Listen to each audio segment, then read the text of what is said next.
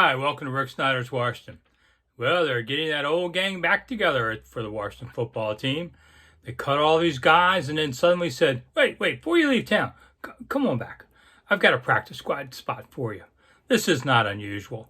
But basically, they re-signed at least 15 players to the practice squad that they had just cut the day before.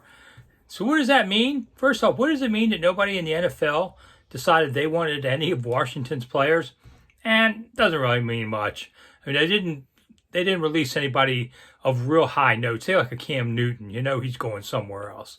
So they didn't drop that. They already let go some of their better players a week earlier to give them a chance. So these were kind of just guys. And most NFL teams like to keep their own guys. By and large, maybe 1, 2 they find elsewhere. When you're cut, you're free to go sign for an active roster spot or a practice squad spot if you like with another team. But most people like coming back to where they were because, hey, you haven't even moved out yet. You know where everything is. You just spent the last 6 weeks learning stuff. You feel comfortable in this team's setup.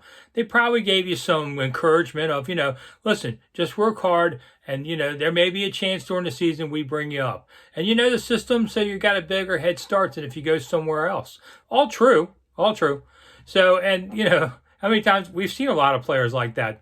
Basically, the practice squad, especially during the pandemic, has kind of like been people on deck, because you never know if there's an outbreak or, injuries, things like that. It seems like a lot more guys have moved off the practice squad.